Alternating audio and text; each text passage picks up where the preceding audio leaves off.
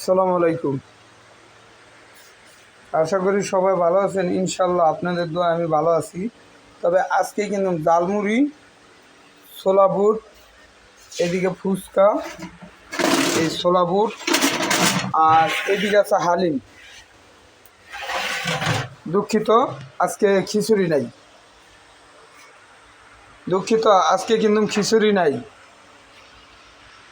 খিচুড়ি নাই, সবাইকে বইলা দিলাম। ঠিক আছে, আপনারা একটু আলম ভাইয়ের পেজটা ফলো দিয়েন, লাইক দিয়েন, শেয়ার করে দিয়েন, সাবস্ক্রাইব করেন।